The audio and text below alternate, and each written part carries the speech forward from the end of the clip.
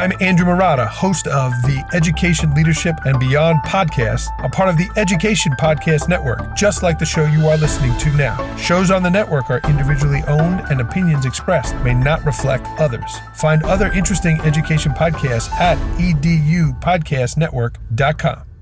Hello, Empowered Principals. Welcome to episode 431.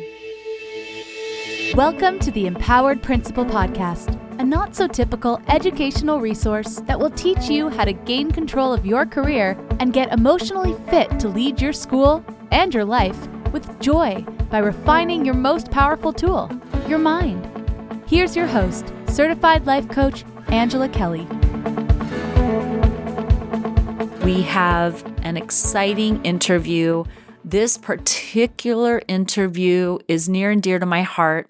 Warren Buck is a friend of one of my most dear friends, Becca Silver, who is a content expert in resistance. She is an instructional coach. So she coaches instructional coaches across the nation. And she is personally a friend of Warren's. I met him through Becca. This interview is fantastic. It revolves around college entrance and prep and all of the things that families need to do to prepare themselves to apply for and land the school of the student's choice. Warren is an expert in this. I think you're going to love this interview. Please share it with any family members that you know personally, or if you are a school administrator in the high school levels, please share this with your colleagues. Warren's work is phenomenal. He's got a book that he has published on the topic, and he individually supports families through the college application process. Enjoy this episode.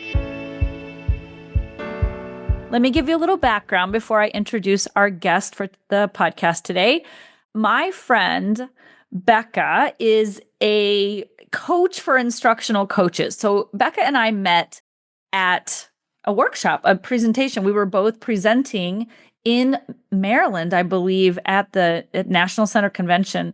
It was this huge school leadership summit, and we were both presenting, and I think we just ran into each other over dinner, and we met. Hey, can I join you for dinner, a glass of wine? And we started talking, and we hit it off. And so she and I are kindred souls. We have been entrepreneur buddies. We have been friends ever since that one meeting. And she and I talk on a regular basis about life and business.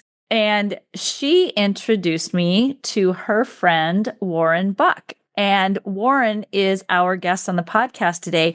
And he offers something so special and so unique that is very relevant to school leadership and to your students, particularly those who are in the high school leadership arena. And I'm going to pass it over to Warren, let him introduce himself, tell you a little bit more about who he is and what he does. And we're going to have a conversation about the services that he provides to students and families. So Warren, welcome to the podcast. Thank you so much, Angela. I think this is going to be a lot of fun. It was really cool to hear your story about how you and Becca got connected. So I'm the owner of a company called Future Finders. I work with families to help them plan for life after high school, navigating all the choices that are out there, because it's a lot different than back in my day when, you just kind of followed the path that you'd always been on. And now kids just have so many choices and they all sound amazing. So my company works really closely with families to navigate that landscape, explore the options that are out there, and provide them with the tools and resources to end up with a really bright future. So, and my Becca's story is we met actually 16 years ago when we were both new teachers at KIPP, the Knowledge is Power program in Atlanta.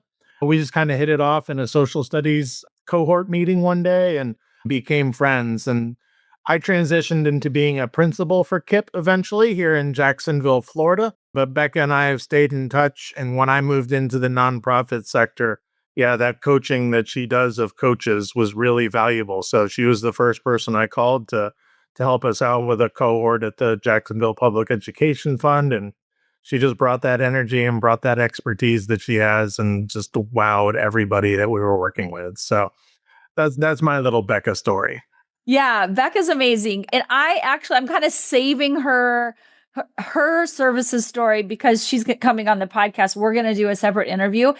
She and I literally could not remember I have been on her podcast, but we couldn't remember if she'd been on mine because we have so many conversations. We're like, it feels like we've had a podcast conversation, but it might have just been like friends talking on the phone. So yes, Becca is incredible. She is the founder of The Whole Educator. You can find her on Instagram. Yeah, she's on Instagram, but you can really find her on LinkedIn. I think that's where she does the primary. And I noticed I connected with Warren on LinkedIn as well. So if for all of y'all who are following on LinkedIn, you can find us all over there doing fabulous work. So Warren, I'm curious to know, like, you've been a teacher and I didn't know you were a principal. So that's really cool. So that makes this even more relevant. And now you are supporting families and connecting them to, higher level education. So how did you transition from your role in school leadership into this role? Well, really, it was that role in school leadership that helped me develop a passion for this. Just if you want to get kids engaged, start talking about their future and start talking about it in realistic terms and really, kind of push them to think about what they want to do in a meaningful way, not just naming the first 2 or 3 careers that every kid says when they start thinking about those things. So just seeing the process of kids getting really invested in their future and the pathway towards that future, when you lay it out and have a really mature discussion with them, just kind of set my educator brain on fire. And it was something that, coming to the college admissions world from the school building like I have, I'm just in this for the kids. And, as educators, we all know we want to see when the kids light up and get energized about something. So that's really what I've tried to bring into this process and, really helping the kids to learn some soft skills along the way, because that teacher hat is always on, and getting them ready to be successful in whatever next step they choose. And frankly, just not being their parents, because I think we all know that about the time those kids hit 9th, 10th grade, parents stop knowing anything as far as they're concerned. So sometimes I can just be that third party in the room that really brings some energy and brings some excitement, brings some resources and connections. And I'm not mom and dad. Yes, which is a win-win for the kids. What I love about the work you're doing is that genuine connection to something that they find passion about, that isn't just another curriculum to learn, another test to take, like performative learning, especially at the level of high school kids where they get it at this point, right? They know the difference between like performative learning and just like learning for the pleasure and the joy of being alive on the planet and learning for life's purposes, learning and that passion. So you get to connect with them at that genuine level, which they probably appreciate. It must be so refreshing for kids to have someone to talk to. And of course, like there's not that barrier of like, I'm the parent and I say so. And like the parents have an interesting interest in their children's lives. It's like they want their kids to have all the opportunities and all the passions, but they kind of have their own way in the way that they want that for their kids, versus you just get to say, hey, I'm all here for you. What do you want to do? And what connections can I help you develop to get you where you want to go? Well, and that's one thing I do very intentionally in the first meeting with my students is I tell them, like, you're going to have to get used to this. You're about to be bossing around a 50-year-old guy that's going to be working. You have to put yourself in the driver's seat of this process because I don't know you well enough to steer your future, but I'm really good at research. I'm really connected to lots of people, and I have some gray hair that I've earned along the way of figuring these things out for families. So automatically putting the students in the driver's seat, I think really kind of shifts their perspective and gives them a lot of power in the dynamic, which they take and run with. And then, on the back end, I'm doing really cool presentations for the families to make sure that the communication is there and everybody's on the same page. So really the kid and the family don't need to do anything but discuss all the cool options that are out there and all the different things that Warren has found in his research. So it really becomes a very collaborative experience for everybody, where I like to think that I'm kind of the engine driving it with the process and the timelines and the deadlines and all that. But the students feel definitely in charge of that steering wheel, and the parents know everything that's going on and get to steer me as well because they know and love their kids so much. Of course. Yeah. It's such like you've developed like a grand slam home run. It's like a win, win, win for everybody involved. So I'm wondering how you connect. Do you go through the schools and connect with the schools, the kids, or do you work with parents directly? Like, how do you reach out and how do you connect with families and students? Well, really, the main way is I spend an embarrassing amount of time on Facebook. Facebook groups are phenomenal for making those initial connections and getting people warmed up. I've also created a whole bunch of digital products that I've made available to families for free on my website so that families can go on there and kind of get a sampling of what I do and start to get more familiar with the process.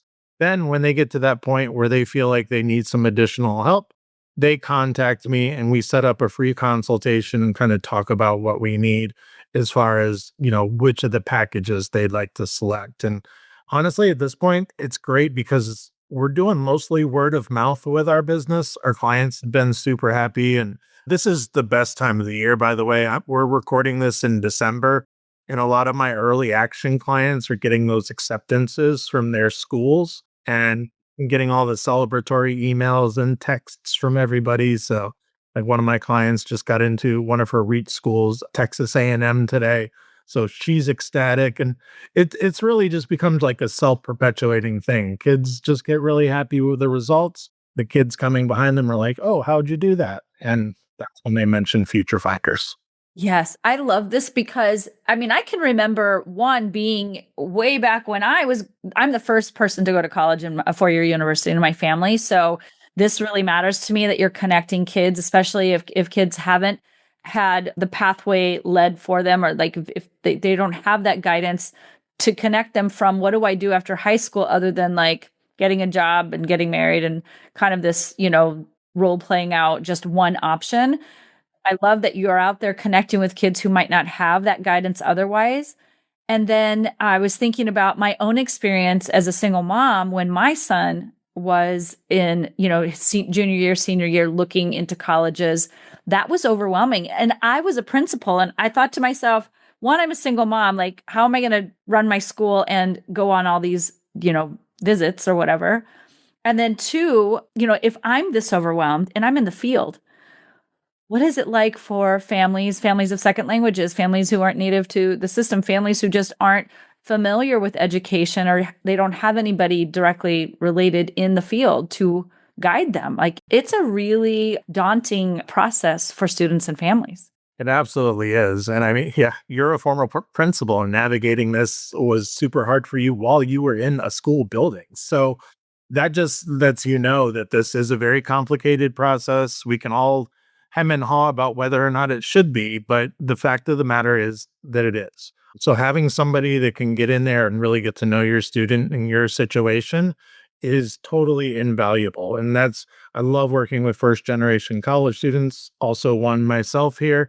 And I know that this is a core belief that we all have, is that parents want their kids to do amazing things.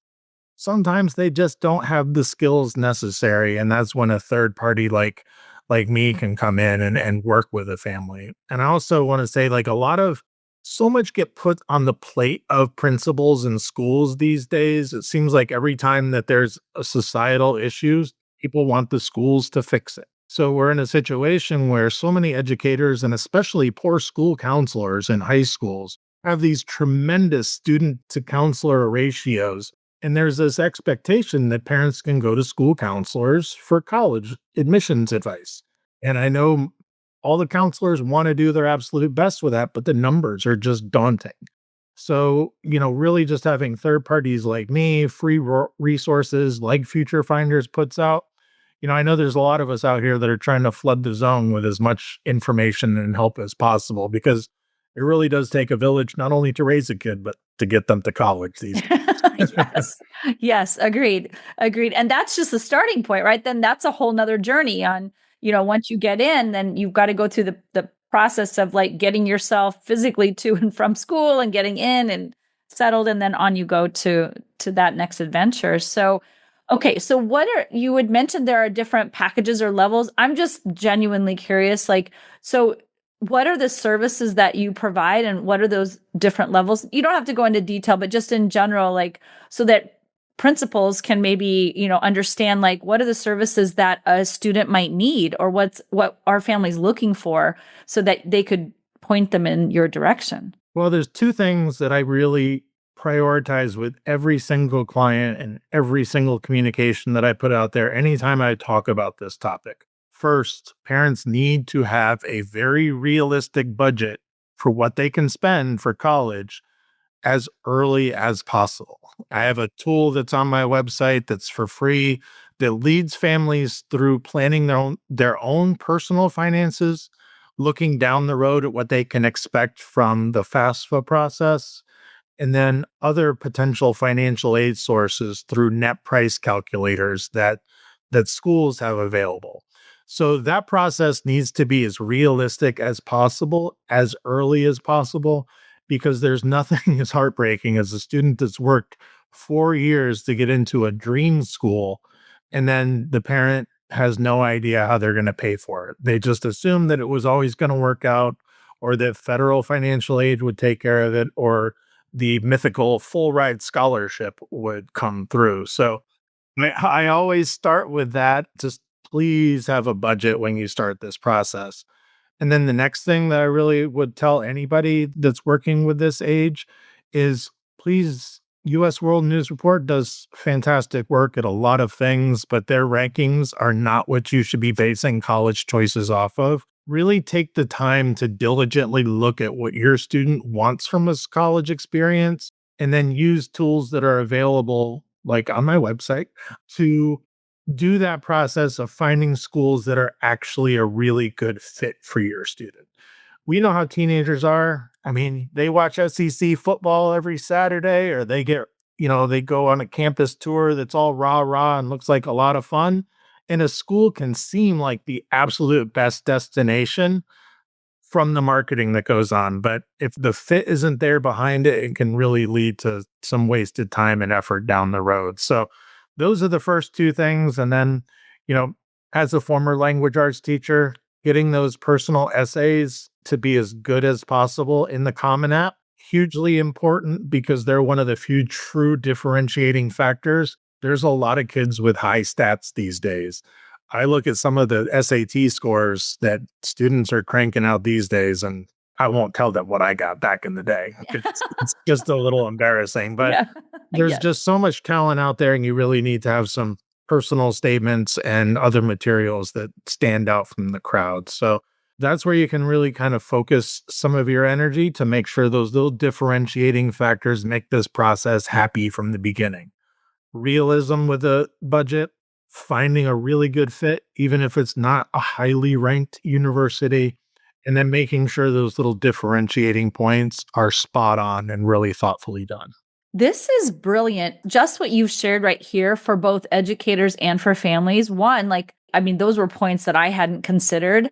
One, I wish we had been more realistic in our budget. Fortunately, we only had one child, so were able to make that work for him, his dream come true.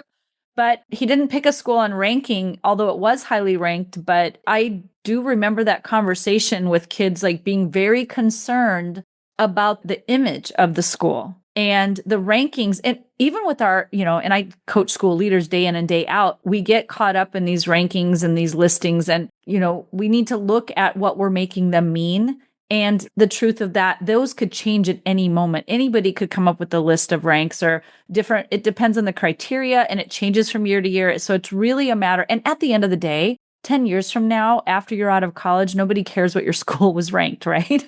Yeah, absolutely. Yeah. I'm thinking of one student in particular that I worked with in this past cycle. He was such a cool, chill young man. He's a surfer. So that kind of gives you a hint about his personality. But he has amazing stats. He has all the extracurriculars. His essay was brilliant. And there's so much pressure in his school for someone like him to go to the University of Florida or go to Georgia Tech. And all along for him, he was so level-headed and smart about this. And the approach that he took with his mother is he wanted to maximize the merit aid that he could get into a good program that would lead to being a physical therapist like he wants to be down the road. And then he was like, I'll apply to those other schools, but I really want to make sure that my mom's not having to stress out about paying for college for me. So we got him connected over at University of Alabama, Birmingham, which has some tremendous pre-medical programs. And sure enough, they saw his application and his scores, and they just started throwing money at that kid. And he is thrilled with the whole process because now he's got his undergrad paid for the next 4 years. He's got a 3+1 program that they have at UAB that's going to lead to him getting a master's within that 4-year award that he's got.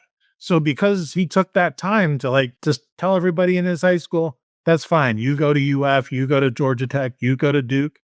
I'm going to go over here for free, and we'll see each other in 4 years and see. Yeah, exactly. So I love that. That is such a great story. And really, it does. And he can put his heart and soul into that program and become the best physical therapist out there. It doesn't matter the rank, it matters what you do with where you land, right? amen, amen.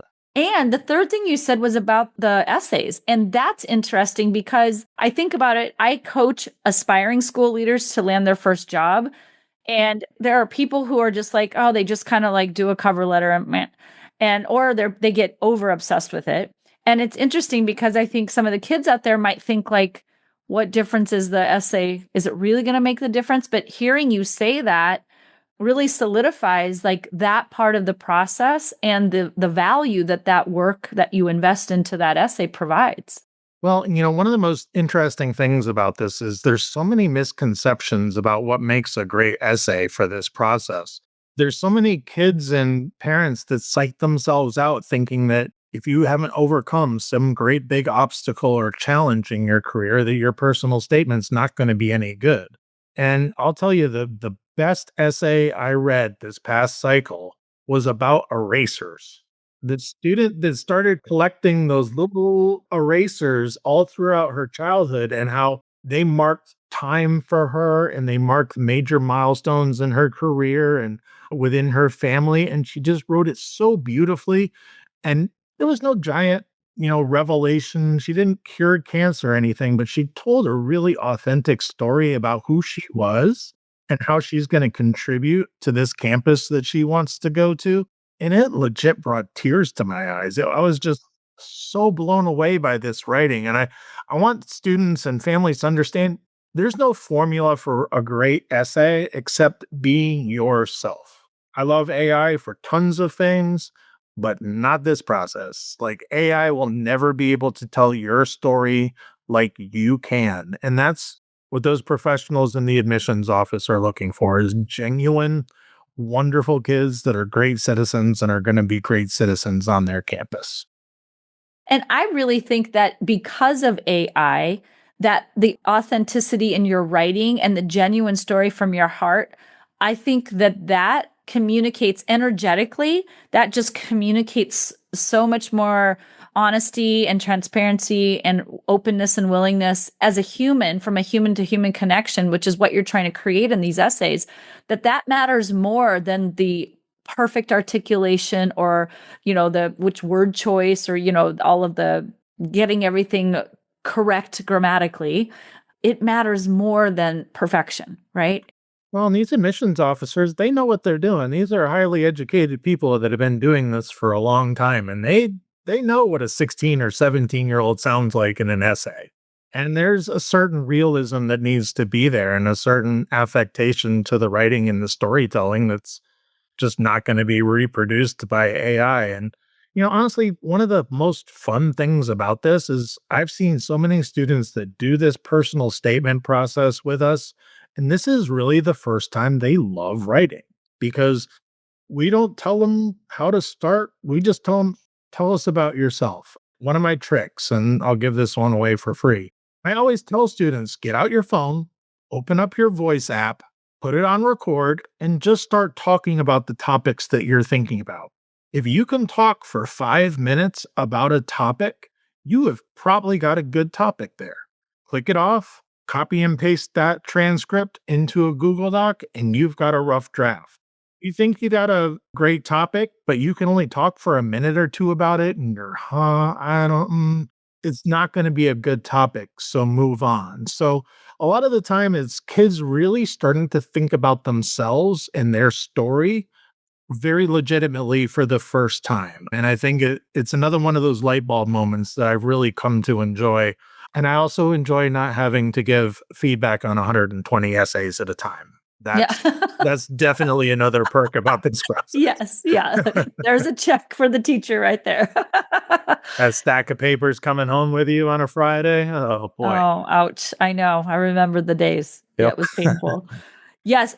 So this just really, I guess, and for educators out there, it really does kind of highlight the value of having kids maybe sooner than junior or senior year start to write stories about themselves in a way that's authentic and where it's not about, I get it, there's standards that have to be met and grammar, this and that, or whatnot, but having them get this free writing opportunity where maybe it's a little less structured and a little less graded and just more exposure to storytelling, authentic storytelling in a way that's connecting human to human and getting them to really think deeply about who they're becoming as young adults. Yeah, I think we could probably go off on a completely different tangent for a couple of hours just talking about how AI is changing the game for teachers. And I think I hear so much frustration from teachers, and rightly so, because a lot of what they've done doesn't really fit into this AI paradigm anymore, because students can get the answers from ChatGPT, or they can write the technical writing or the expository writing in ChatGPT, and they wash their hands of it. So I think, my initial thought is let's get a little more analog and just get some paper and pencil out and really challenge the kids with prompts that can't be answered by AI, things that come from themselves, get them comparing and contrasting and cause and affecting just based on their own experience and the world that's around them. Because I think that's where kids are going to have a chance to excel, is those kids that are more generalist in their approach to their education. They're able to take from their math class and combine it with their science class. Or there's a beautiful generation of kids that are really engineering focused because they've had a lot of STEM education,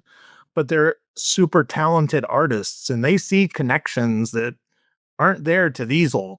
So I think we've got to lean into the creativity of kids and show them a world outside of AI and how fulfilling that can be for them to really be on that journey of personal discovery without any kind of device next to them.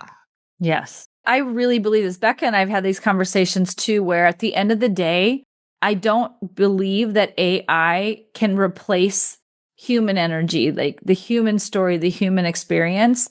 It can try to emulate it or it can try to encapsulate, but it isn't it. And there's a difference between like a story about it and then the actual experience. And so I love that. I do agree. I think like just bringing it down, and I'm not anti artificial intelligence at all. It's just there's a time and a place for it. But when it comes to the human expression and the forms of human expression that we invite kids to participate in and to engage in, I agree with you. I think and their story deserves to be told because it's a unique story. There's no other person on the planet that has or ever will have your exact experience through the lens of your life and who you are. So that is just so true. And I talk to my clients about this all the time because I tell them up front, I use AI in my practice. It's something that does more research in a blink of an eye than I could do in hours on Google. The difference is that I'm 50 some years old. I have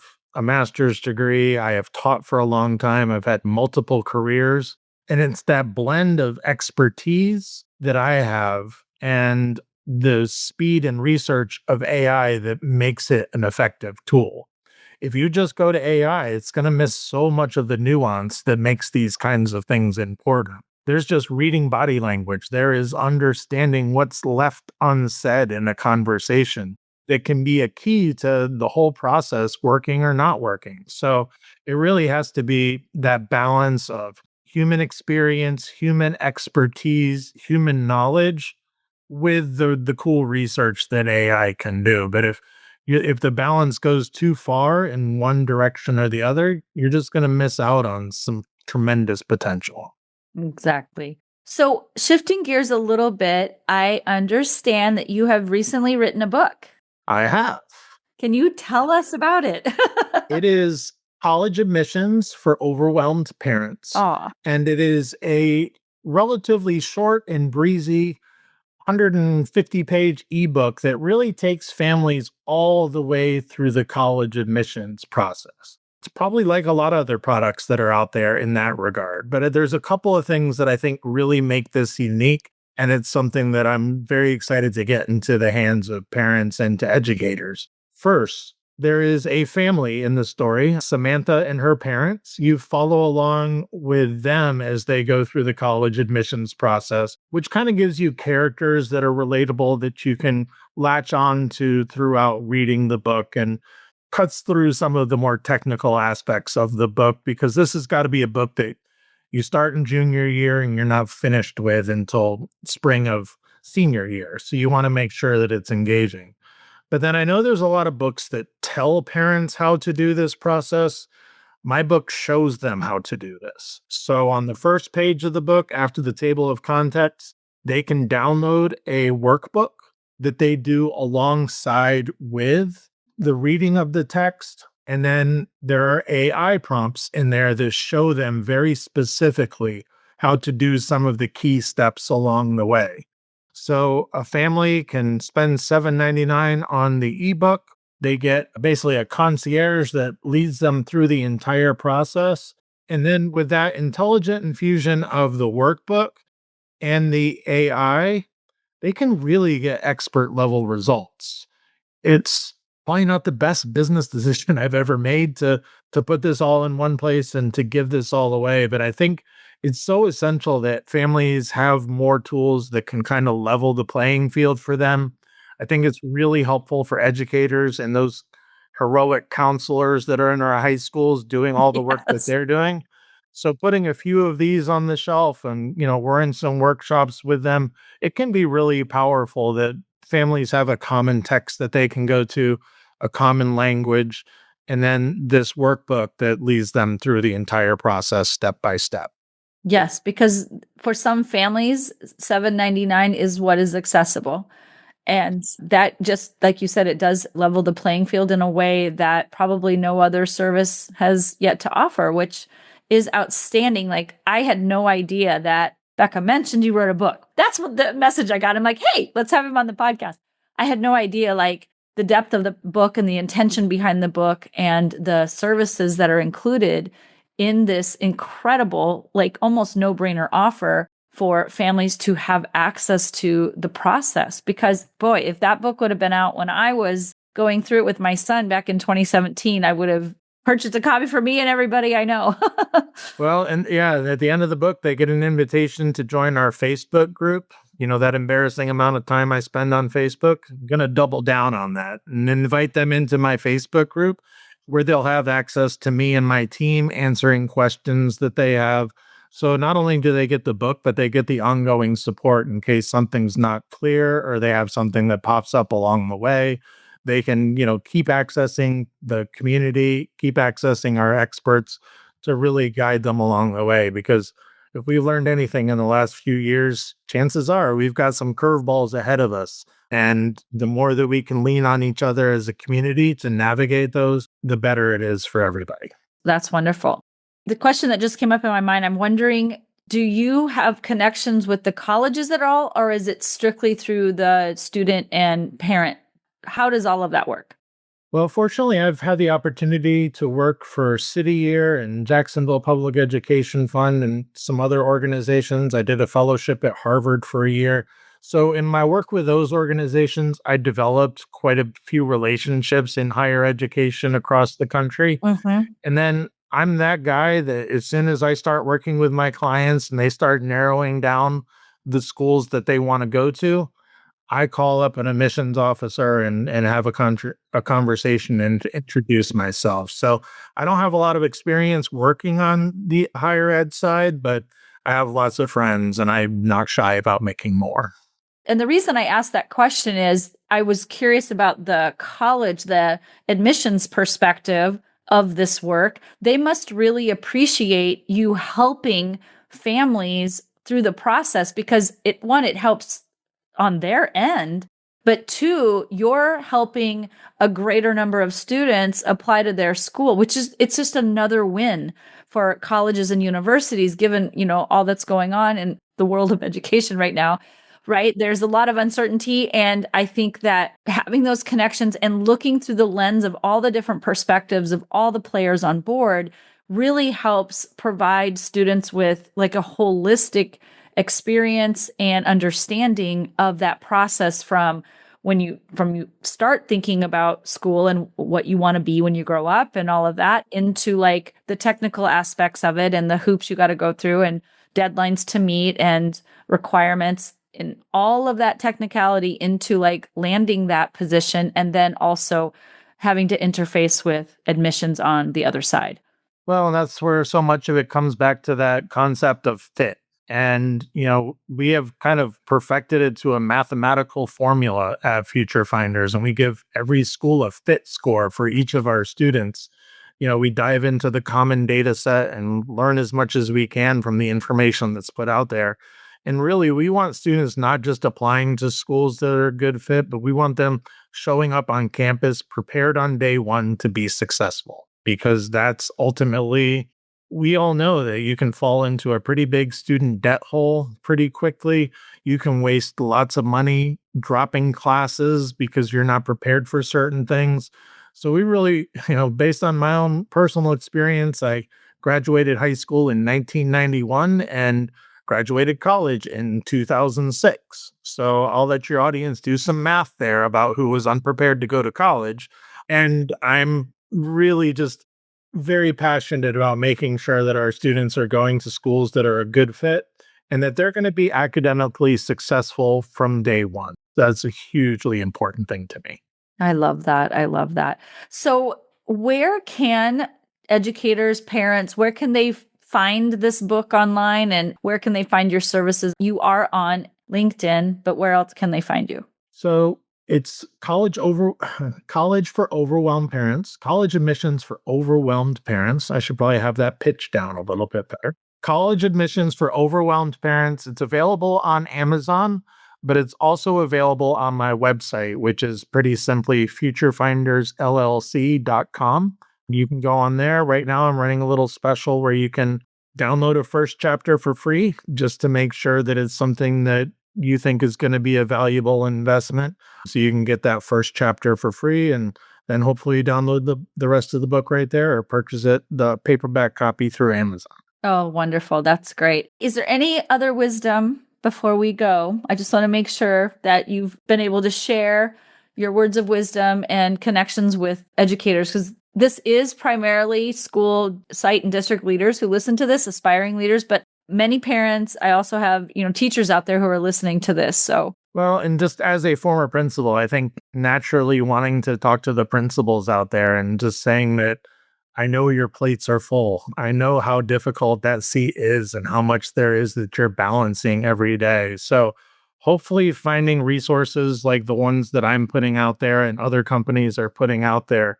It's such a great area to delegate and to bring on some contractors to work with you so that you can really stay at that high level, focusing on the relationships with your kids and your family and knowing that they're working with people that also care about them and are going to make sure that they get fantastic results. So I know sometimes it's hard to look outside the building for help for your kiddos, but this is one area where there's a bunch of us trying to do our best to help out, and we love it. And anything we can do to make a principal's job easier, trust me, yes, I'm there for it. Absolutely. Yeah. Amen to that.